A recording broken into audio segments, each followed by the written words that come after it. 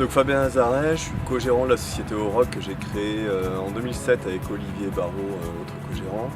Bonjour, je suis Geneviève Wagner, la co-gérante de la Granitière de la Balme avec mon mari Bruno, que nous avons repris en 2007 maintenant. Brahim Zitouni, société Atelier du Lacage, située à Albi, zone d'Oranteil.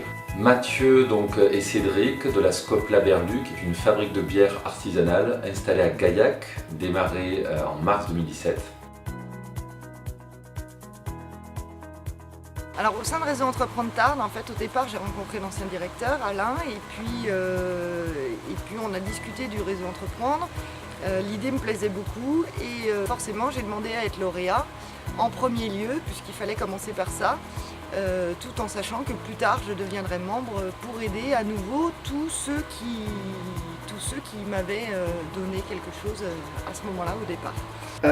Lauréat 2003 au sein du Réseau Entreprendre.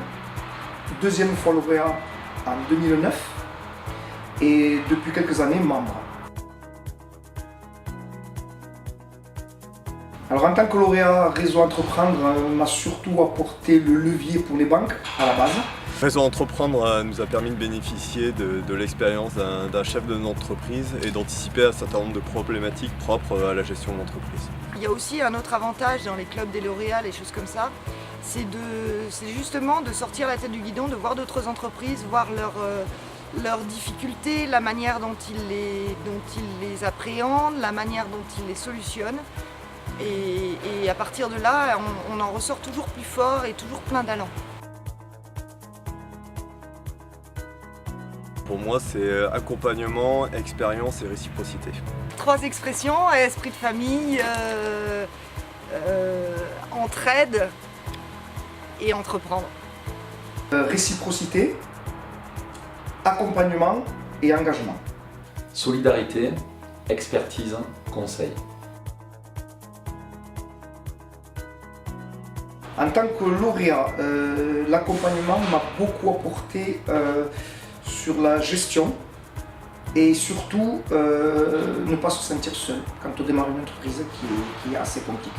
Ce que nous a principalement apporté l'accompagnement, c'est une vision stratégique venant de quelqu'un d'expérience, avec surtout un support sur tout ce qui est développement, des financements au sens large et une stratégie vis-à-vis des banques et autres partenaires. Donc ça nous a permis de prendre du recul sur notre projet, d'entendre les arguments et les critiques, de pouvoir les travailler pour affiner notre projet, notre business plan. C'est vrai que c'est cet accompagnement de départ qui a fait que c'était possible. C'est ça qu'on a recherché. Je dirais de ne pas hésiter parce que c'est impossible qu'ils perdent dans cette expérience parce que dès les épreuves de sélection, on nous apporte des conseils, des points de vue sur le projet et c'est absolument nécessaire quand on est seul, isolé dans une phase de création d'entreprise. Je dirais qu'il faut y aller, il faut foncer, il ne peut en tirer que des bénéfices sur le plan des rapports humains, sur le plan du réseau et sur le plan également de l'aide financière directe ou indirecte.